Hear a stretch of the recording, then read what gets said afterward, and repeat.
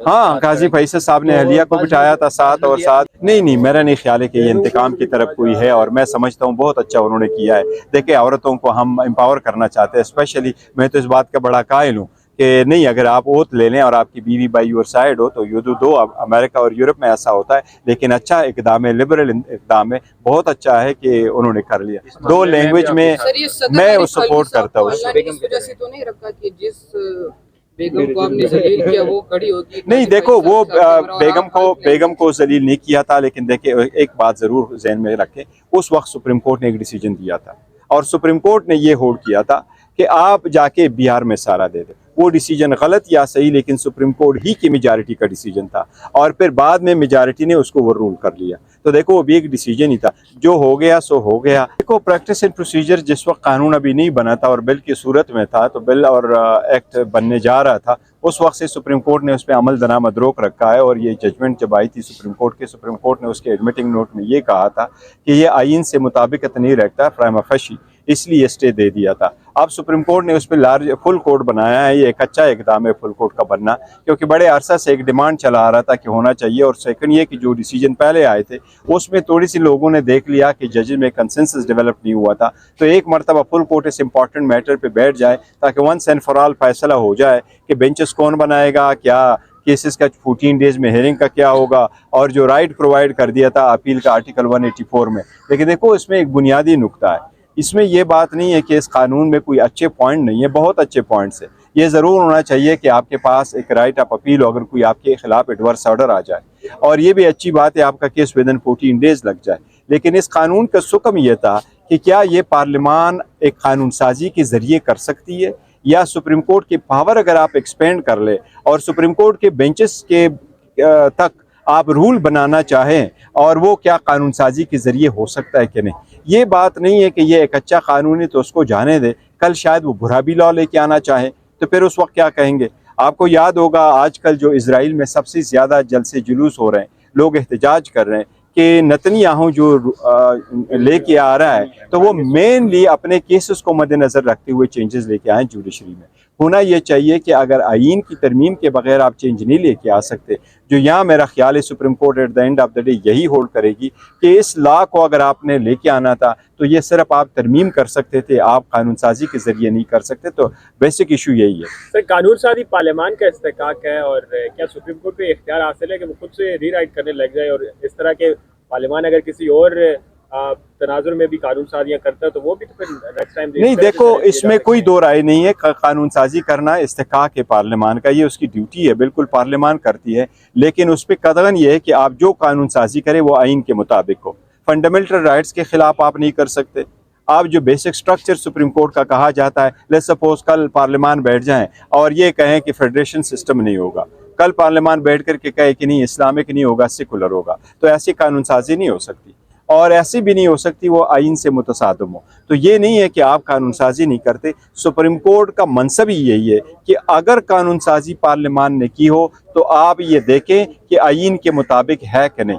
यही रीज़न है कि इसको कहते हैं कि ये चेक एंड बैलेंसेस है। पार्लियामान कानून साजी करे, सुप्रीम कोर्ट उसको देखें कि क्या वो आइन के मुताबिक है कि नहीं। अगर ये लॉ सिर्फ आइन में तरमीम के ज़रिए लिया जा सकता था, मुझे उम्मीद है सुप्रीम कोर्ट कहेगी कि नहीं ये नहीं हो सकता था, ये अनकॉन्स्टिट्यूशनल है। सुप्रीम कोर्ट अनकॉन्स्टिट्यूशनल डिक्लेयर करके कभी अपने के लिए अज़ूम नहीं करती कि ये कानून साजी हमने करनी थी, ये फिर भी कहेगी पार्लियामान को कि आप करें, पर इस तरीके से कानून साजी करें। आपकी जमात तहरीक-ए-इंसाफ ने मौजूदा चीफ जस्टिस काजी फाइज साहब के खिलाफ एक मुनज़्ज़म किस्म की साजिश की, लेकिन नाकाम रही।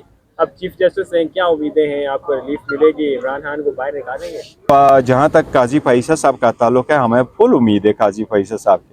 मैं ज़ाती तौर पर समझता हूँ उसको, वो एक अपराइट इंसान है। मैं उसके सामने पेश होता रहा हूँ जब वो चीफ जस्टिस से बलूचिस्तान हाई कोर्ट के, अपराइट आदमी है। हमारा अगर कानून के मुताबिक राइट बनता है तो मुझे उम्मीद है इंशाल्लाह ताला सुप्रीम कोर्ट और काजी फैसल साहब हमें वो राइट देगी ज़रूर। तो सर, जिस तरह पीटीएम ने उम्मीदें लगाई है, आपको वो पूरी होती हुई नजर नहीं आ रही? देखो, पीटीएम तो फोरम शॉपिंग करती रही है पहले भी और अभी भी। पहले भी ये कहती रही है कि जी आप फुल कोर्ट बनाएं, बस दो जज बीच में ना बैठे। पीटीएम का अपना है, पर मैं समझता हूँ कि अगर काजी फैसल साहब के बाद अदलिया में एक एक नई चेंज हम आगे देख रहे हैं। So let's not discuss politics. उम्मीद करते हैं कि गाजी पाइसा साहब हर किस्म की जो इम्प्रेशन है वो एक्सपेल करेंगे, रूल ऑफ लॉ के लिए कोशिश करेंगे। अच्छा सर, फुल कोर्ट इस वक्त बैठी हुई है, लेकिन इस वक्त सुप्रीम कोर्ट के अंदर 57,000 केसेस हैं, पेंडिंग है। अगर इसी तरह चलते रहे तो ये तो 3 माह के अंदर मजीद 57,000 हो जाएंगे पेंडिंग। आपकी बात बिल्कुल सही है। देखो, सुप्रीम कोर्ट के अगर फुल कोर्ट में बैठे तो फुल कोर्ट 2-3 दिन से ज़्यादा नहीं होने चाहिए। उनको अपना टाइम फ्रेम जो है वो पहले डिटरमिन करनी चाहिए। पूरी दुनिया में यही होता है। वकीलों को कहा जाता है कि अपने ब्रीफ्स हमारे सामने फाइल कर दे और हम आपको हाफ एन आवर सुनेंगे। सुप्रीम कोर्ट को भी वही रविश अपनाने चाहिए। अगर आप सारे कोर्टों को सुने और हफ्तों इस तरह सुन ले केसेस, तो इससे बाकी लोगों के राइट्स जो है वो मुतासर होंगे। इसलिए ऐसा नहीं होना चाहिए। सेकंड, ये लाइव स्ट्रीमिंग भी नहीं होना चाहिए। मैं आज ज़ाती तौर पे समझता हूँ कि ये एक पहला step in the wrong direction है। देखिए, पूरा पाकिस्तान उर्दू बोलता है या दूसरे लैंग्वेजेस बोलते हैं। सुप्रीम कोर्ट की अपनी जजमेंट्स है कि लोगों को उर्दू में तर्जुमानी करा के दे दे और निशानात भी उर्दू में होने चाहिए। ये जवाद ख्वाजा साहब साबिक चीफ जस्टिस की जजमेंट है।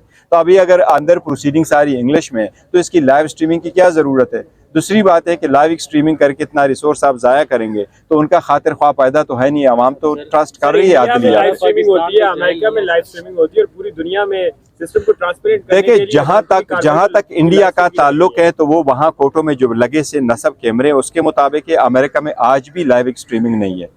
पूरे यूएस में आप देखेंगे तो स्टेट्स के कोर्टों में है, फेडरल कोर्ट्स में आज भी कैमरे की इजाज़त नहीं है। यूएस सुप्रीम कोर्ट में आज भी कैमरे की इजाज़त नहीं। और यूएस सुप्रीम कोर्ट के जजेस कहते हैं कि अगर आधा घंटा की आर्गूमेंट से आपने 30 सेकंड्स की साउंड बाइट निकाले, उसका आवाम पे गलत इंप्रेशन सर, ये जाएगा। आपका जाती मौक़िफ़ है या तहरीक इंसाफ? नहीं, मेरा जाती मौक़िफ़ है कि नहीं होना चाहिए लाइव स्ट्रीमिंग से। देखे, आप जब लाइव स्ट्रीमिंग कर रहे हैं ना, आपका अटेंशन डाइवर्ट होता है किसी और तरफ, और इसका फायदा क्या है।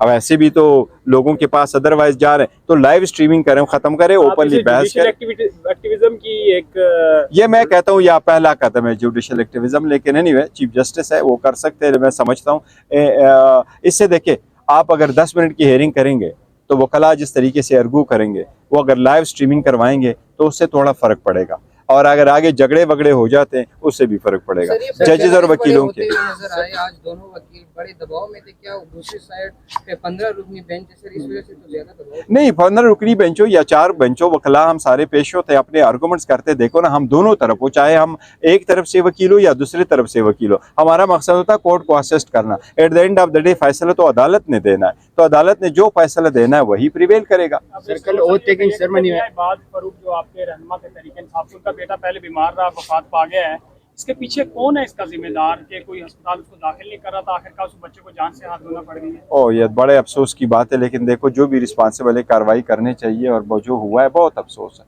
बहुत अफसोस सर्कल ओथ टेकिंग सेरेमनी में काजी साहब ने अपनी अहलिया को देना है वही प्रिवेल करेगा। सर्कल ओथ टेकिंग सेरेमनी में बाद फरूक जो आपके रहनुमा के तरीके इंसाफ, उनका बेटा पहले बीमार रहा, वफात पा गया है, इसके पीछे कौन है इसका जिम्मेदार कि कोई अस्पताल उसको दाखिल नहीं कर रहा था, आखिरकार उस बच्चे को जान से हाथ धोना पड़ गई है। ओ, ये बड़े अफसोस की बात है। लेकिन देखो, जो भी रिस्पॉन्सिबल है कार्रवाई करनी चाहिए, और वो जो हुआ है बहुत अफसोस है, बहुत अफसोस। सर्कल ओथ टेकिंग सेरेमनी में काजी साहब ने अपनी अहलिया को